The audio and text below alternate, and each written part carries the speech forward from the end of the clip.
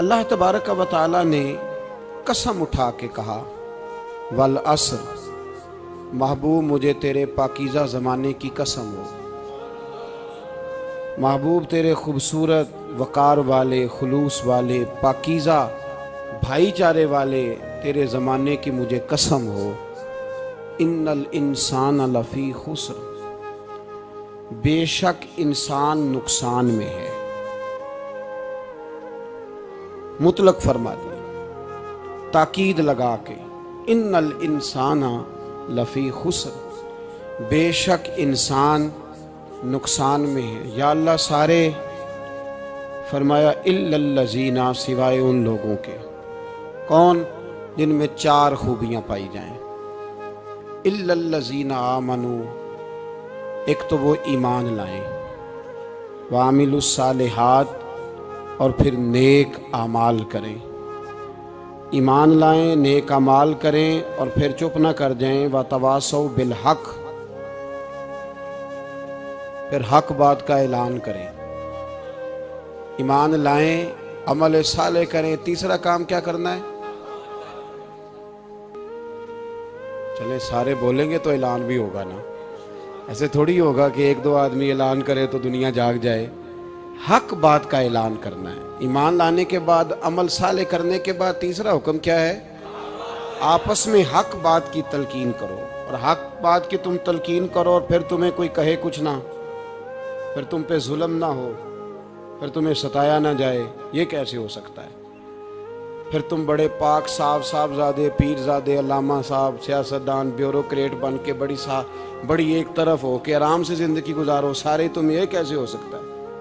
وتواصوا بالحق، جب تم حق بات کی نصیحت کرو گے پھر تکلیف آئے گی، پھر کیا کرنا ہے؟ وتواصوا بالصبر، پھر ایک دوسرے کو صبر کی نصیحت بھی کرنی ہے۔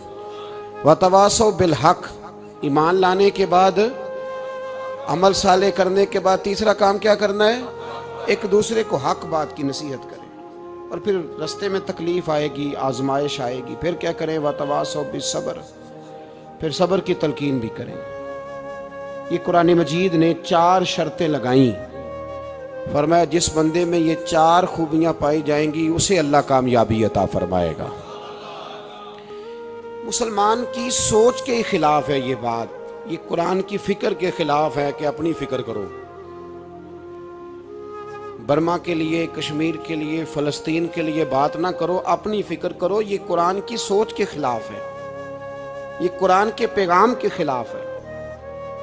اس لیے کہ اگر صرف اپنی بات ہوتی تو آمنو اور عاملوا الصالحات پہ بات ختم ہو گئی ہوتی، پھر بات آگے نہ چلتی۔ جب کہا گیا وتواصوا بالحق، حق بات کی تلقین کرنی ہے۔ اگر بات صرف اپنی ذات کی ہوتی تو ٹھیک ہو گیا تھا، نماز پڑھی، روزہ رکھا، حج کیا، ختم ہو گئی۔ لیکن میرے نبی پاک صلی اللہ تعالی علیہ وسلم نے ارشاد فرمایا، ایک بستی میں 2 3 4 نیک لوگ رہتے تھے۔ میرے پیارے کریم رسول فرماتے ہیں 3 4 بڑے پرہیزگار، متقی، صاف ستھرے صوفی صاحب، درویش صاحب، علامہ صاحب، بڑے جو کہتے تھے بالکل جی میں کوئی بات نہیں کرتا، کسی بادشاہ کو نہیں چھیڑتا، میں تو بس لوگوں کو اللہ اللہ بتاتا ہوں، میرا کوئی تعلق نہیں، کوئی مرے کوئی جیے، بڑے نیک، صاف ستھرے، پرہیزگار۔ باقی ساری بستی گناہ کرتی تھی۔ نبی پاک علیہ السلام فرماتے ہیں رب کریم نے کچھ عرصے تک مہلت دی، پھر مشیت خداوندی، اللہ کا قانون حرکت میں آیا تو کہا جبریل ساری بستی تباہ کر دو، تباہ کر دو۔ اللہ مہلت دیتا ہے، مہلت دیتا ہے۔ ہم لوگ سمجھتے ہیں نہیں ہماری سیاسی چالیں صحیح چل رہی ہیں، اللہ مہلت دیتا ہے۔ رب کریم نے فرمایا جبریل انہیں تباہ کر دو، تو حضرت جبریل امین علیہ السلام نے عرض کی مولا وہاں تو تیرے 3 4 بڑے نیک بندے بھی رہتے ہیں، بڑے پرہیزگار، سچ بولنے والے، دیانتداری والے، حاجی صاحب، نمازی صاحب، صوفی صاحب، پیر صاحب، بڑے خوبصورت، ان کا کیا کریں؟ تو میرے محبوب پاک علیہ السلام فرماتے ہیں رب کریم نے فرمایا سب سے پہلے انہیں تباہ کرنا، سب سے پہلے انہیں سب سے پہلے، اور الٹ دو بستی، پہلے ان کا نمبر لگاؤ۔ یا اللہ ان کی کیا غلطی ہے؟ تو غلطی سن لیں، غلطی یہ ہے کہ انہوں نے 2 صفتیں پیدا کی ہیں، اگلی 2 پیدا کیوں نہیں کی؟ اِلَّا الَّذِينَ آمَنُوا وَعَمِلُوا الصَّالِحَاتِ پہ روک کیوں گئے، آگے کیوں نہیں بڑھے؟ اللہ کریم نے فرمایا جبریل دیکھو نا، میری نافرمانی ہوتی رہی اور ان کے چہرے پر کبھی شکن تک نہیں آیا، لوگ میرا قانون توڑتے رہے، انہیں کبھی برا ہی نہیں لگا، گناہ دیکھ کر کبھی خیال ہی نہیں آیا بدلنے کا۔ میرے بھائی، امت مسلمہ اپنے لیے تو آئی نہیں دنیا میں، نبی پاک کی اس لیے تھوڑے آئے تھے کہ پیسے کمائیں، دنیا داری کریں، جھوٹ سچ ماریں اور رخصت ہو جائیں، بچے پیدا کریں۔ یہ کام تو ہندو سکھ بدھ مت سارے کر رہے ہیں، تو فقط اس کام کے لیے تھوڑی آیا ہے۔ کنتم خیر امت اخرجت للناس، اللہ فرماتے ہیں میرے محبوب کے غلاموں تم بہترین امت ہو، میں نے تمہیں امتوں کے بھلے کے لیے پیدا فرمایا ہے، تمہیں لوگوں کی امامت کے لیے دنیا میں بھیجا ہے۔ اے نوجوان مسلم، کبھی یہ تدبر بھی کیا تو نے؟ وہ کون سا گردو ہے جس کا ہے تو ایک ٹوٹا ہوا تارا؟ تو نے کبھی سوچا ہے تو کیا ہے؟ اصل میں جاگ ہی نہیں رہا، میں جاگتا ہی نہیں، میں جیب کی سوچتا ہوں، مسجد کی سوچتا ہوں، خانقاہ کی سوچتا ہوں، مدرسے کی سوچتا ہوں، دکان کی، سارا دن تو اس چکر میں لگا رہتا ہوں لوگوں کو ثابت کرنے میں کہ میں صحیح ہوں باقی غلط ہیں۔ میں تو اپنی ذات کے خول سے اٹھ ہی نہیں رہا، اور مجھے یہ اندازہ ہی نہیں کہ لیبیا سارا کٹ گیا، مصر کے ٹکڑے ٹکڑے ہو گئے، مجھے پتہ ہی نہیں کہ شام جس کے بارے میں میرے نبی پاک علیہ السلام نے فرمایا مکے اور مدینے کے بعد اللہ نے سب سے زیادہ برکتیں ملک شام میں رکھی ہیں، اور حضور نے فرمایا جس نے ہجرت کرنی ہو وہ شام جائے، اتنا اعلیٰ ملک سارا کٹ گیا۔ میرے نبی پاک نے فرمایا مسجد اقصی میں جس نے ایک نماز پڑھی 25,000 کا ثواب، اور میری مسجد میں جس نے ایک نماز پڑھی 50,000 کا ثواب، اور اللہ کے گھر بیت اللہ جس نے پڑھی 1,00,000 کا ثواب۔ مسجد اقصی کا تو ذکر ہی چھوڑ گیا ہے، کیوں؟ وہ مسجد جس کی طرف منہ کر کے 15 سال میرے نبی پاک نے نماز ادا کی، کس نے؟ بولیے گا 15 سال تک، 2 ہجری میں 13 سال مکے میں، 2 سال مدینے میں، مسجد اقصی کی طرف جدھر منہ کر کے تیرے اور میرے رسول نماز پڑھتے رہے۔ میں اور آپ، ہمارا اس قوم سے تعلق ہے جس قوم کے بچے کٹ گئے، ذبح ہو گئے، عورتوں کے پستان کاٹ کے برما کے بدھوں نے ان کے کباب بنا کے کھا لیے، چھوٹے چھوٹے بچوں کی لاشیں انہوں نے لٹکا ڈالی، اور یہاں میں حکومت کی کیا بات کروں، یہاں کسی سیاستدان کو مکھی کاٹ جائے تو ہمارے پھٹے آباد ہو جاتے ہیں بحث کرنے کے لیے۔ ہمارے اپنے لوگ، عام آدمی نہیں بات کرتا، عام آدمی نہیں نکلتا، عام شخص کو فکر ختم ہو گئی۔ وہاں میری بھائی سب سے بڑھ کر بہترین مسجد کے خطیب امام حسین تھے، مسجد نبی سے بڑی بھی کوئی مسجد ہوگی جس منبر پر رسول پاک بیٹھ کے خطبہ دیا کرتے تھے، اور میرے مصطفیٰ کے آستانے سے بڑا بھی کوئی آستانہ ہوگا جس کی سجادگی امام حسین کے پاس تھی۔ کہتے ہیں ہمارا کیا تعلق، ہمیں کیا لگے، جو مرضی ہوتا پھرے۔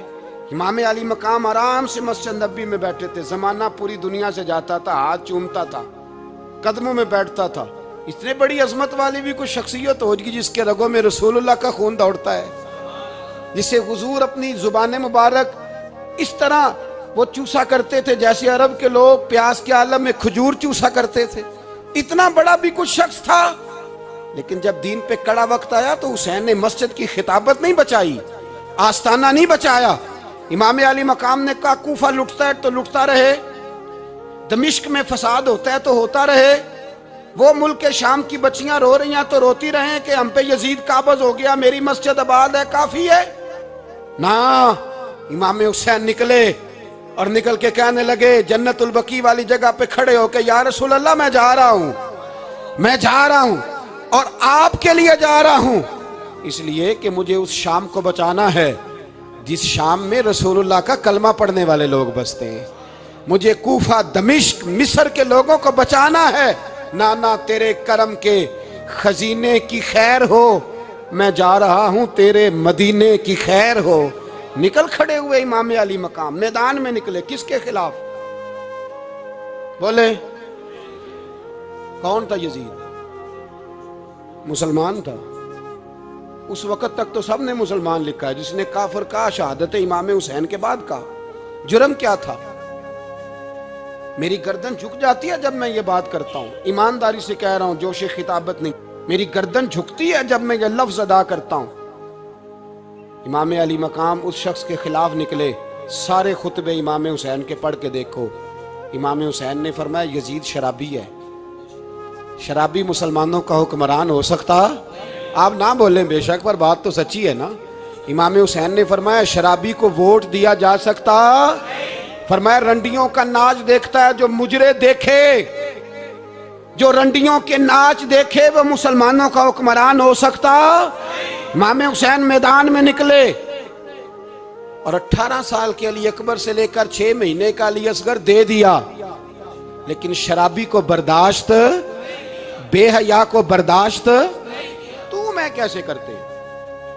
इमाम हुसैन के घर के अंदर यजीद ने पैगाम भेजा, उसने कहा जैसे कहोगे कर लूंगा, जितने पैसे कहोगे दे दूंगा, जितनी मस्जिदें कहोगे बनवा दूंगा, जितने इदारे कहोगे तामीर हो जाए, मुझे ना छेड़ो। आपने फरमाया ना, मस्जिद मदरसे उस वक्त आबाद रहते हैं जब हुक्मरान सही होते हैं, और जब हुकूमतें गलत होती हैं तो फिर मसाजिद आबाद, फिर मदारस की आबादकारी हो ही नहीं सकती। मैं दीन में नया रखना खोल दूं? इमाम अली मकाम खड़े हुए, पर मैं क्या करूं? हुकूमत क्या करूं? हुकूमत से क्या कहूं? अगर मेरी मिल्लत के अपने जवान के मोबाइल में रंडियों का नाच हो तो 10 मुहर्रम को तो इमाम हुसैन करबला में तड़प जाते होंगे। अगर 9-10 मुहर्रम को जो निकला इमाम अली मकाम की बात करने के लिए, वो नौजवान अगर सिगरेट का, शराब का, बदमाशी का आदी हो तो हजरत अली असगर कहेंगे ना मेरी कुर्बानी का क्या बना? वो तो निकले थे उरियानी और फाशी के खिलाफ, और अगर मिल्लत का जवान रोज चौक में खड़े होकर लड़कियों को ताड़ता हो तो हजरत अली अकबर तो अपनी कब्र में रोते होंगे कि ये इस कौम के लिए जान दे दी जो आज यजीदी तरीकों पे अमल कर रही है, जो सारी रात गंद देख के सोती है, जो सारी रात बेहयाई, फाशी और उरियानी में लगी रहती है, इन लोगों के लिए जान दे दी। उम्मत मुस्लिमा को बेदार होना पड़ेगा। इमाम अली मकाम मैदान में निकले, डट के निकले, और इमाम ने फरमाया मैदान में निकल कर कि मेरा वतन मदीना है, मेरा वतन मदीना है, पर मदीना बाद में, रसूलुल्लाह का दीन पहले। तू पाकिस्तान की बात करता है? इमाम अली मकाम ने फरमाया मदीने की शरीयत बाद में, रसूलुल्लाह का दीन पहले, और तेरे तो बच्चे आम से हैं। इमाम हुसैन ने फरमाया मेरी गोद में जो बच्चे हैं वो रसूलुल्लाह के नवासे हैं, पर बच्चे बाद में, नबी पाक का दीन पहले। ये तो जाना तो कभी गुंबद खजरा पे तो मेरे मुस्तफ़ा ने फरमाया मन अज़ा मुस्लिम फ़क़द अज़ानी, फरमाया जब मेरा मुसलमान तकलीफ में होता है तो मैं गुंबद में तकलीफ में होता हूँ, मुझे दर्द होता है, मुझे अजियत होती है। पूछ जाके महबूब पाक से, मेरे अजीज किसी को गम ही नहीं इन लोगों का, किसी को परवाह ही नहीं, कुछ सोचता ही नहीं इनके बारे में। मैं अपने घर में मस्त हूँ, आप अपने घर में मस्त हैं। मेरे रसूलुल्लाह की उम्मत लुट गई सारी, जगह जगह तबाही। 1 इंच धरती पर जमीन ऐसी नहीं जो काफिर की हो और खून बहता हो। एक रेमंड डेविस अमरीकी कुत्ता यहाँ बंद था मुसलमानों के कत्ल में, उन्हें अपनी कौम की इतनी फिक्र थी वो रातों रात छुड़ा के ले गए। लेकिन मेरी और तेरी बहन आफिया सिद्दीकिया सालों से बंद है। तड़प के पूछा है मुसलमानों ने कि उसकी गलती तो बताओ, उसका कसूर नहीं पर वो बंद है। कोई नहीं बात करने वाला, कोई नहीं। मस्जिद जाने, जुमा तो पढ़ाना है, उसमें गर्ज नहीं, दर्द है कि नहीं क्या, उसमें तो इतना पता है 1 घंटे तकरीर है करनी है। पीर साहब सुबह से शाम तक तावीज़ लिखते, सियासतदान सुबह से शाम तक जनाजा भी तब पड़ता है कि मुझे वोट मिलेंगे। ताजर कहता है बस दुकान चलनी चाहिए, मर जाए मेरी तरफ से सारी दुनिया, बस करो, इस खौल से बाहर निकलो। ए नौजवान मुस्लिम, कभी ये तदब्बुर भी किया तूने, वो कौन सा गर्दू है जिसका है तू एक टूटा हुआ तारा? तूने सोचा ही नहीं कभी, तुझे कभी खबर ही नहीं हुई कि ये किस कदर बड़ा काम था? मेरे रसूल पाक सल्लल्लाहु अलैहि वसल्लम के गुलामों जागो। मैं दुआई देता फिरता हूँ, मैं कहता हूँ जट बन के बड़ा जी लिया, बट राई अंसारी बन के बड़ा जिया, बस कर दो, बस कर दो। अब मुसलमान बन के जीना सीखो। अब अपनी पहचान रसूलुल्लाह की गुलामी बनाओ। अब कहो पहले दीन, बाकी हर चीज बाद में। बस करो, बहुत हो चुका हमारे साथ, अब थोड़ा जागो। इलाका तक का बरस फतह हुआ, तमाम लोग नारे लगा रहे हैं। हजरत अबू जर गिफारी कोने में बैठ के रोने लग गए। मुसलमानों को फतह मिली, सब लोग नारे लगा रहे हैं, खुशी हो रही है कि इलाका फतह हो गया। हजरत अबू जर गिफारी रोने लगे और तड़प के रोए। लोगों ने कहा अबू जर क्यों रोते हो? आप फरमाने लगे ये लोग बरसों से काबज थे इस शहर पर, ये जिन लोगों से आज हमने लिया है ये बरसों से, दिल के कानों से खुल सुनने वाली बात है। फरमाने लगे ये बरसों से काबज थे, इन्होंने अल्लाह की नाफरमानी की है तो आज इलाका इनके हाथों से निकल गया है। मैं रो इसलिए रहा हूं कि खुदाया कहीं हमसे भी नाफरमानी ना हो और ये हमारे हाथों से भी ना निकल जाए। शाम निकल नहीं गया हमारे हाथों से, लीबिया निकल गया, मिस्र निकल गया, इराक निकल गया, अफगानिस्तान निकल गया। और अगर देखो तो बिला वास्ता हर जगह काफर का डेरा, वो रो रहे हैं, कहते हैं जब कौम अल्लाह की नाफरमानी करती है तो इलाके निकल जाते, तड़प रहे हैं। मुझे कोई फिक्र नहीं, कोई नहीं रोया मिस्र के जाने पर, कोई नहीं रोया लीबिया की तबाही पर, शाम के बच्चों पे कोई नहीं रोया। हम लोग यहाँ ईद मनाते रहे, ईद पर लोग नए कपड़े लेते रहे और बर्मा के मुसलमानों को कफन तक नसीब ना हुआ। कोई नहीं तड़पा इन लोगों पर, किसी को ख्याल नहीं आया। साहब इमाम अली मकाम की फिक्र को समझो, इस पर गौर करो, बस कर दो, नींद बड़ी लंबी हो गई, अब उठो इस बेदारी से, उठो।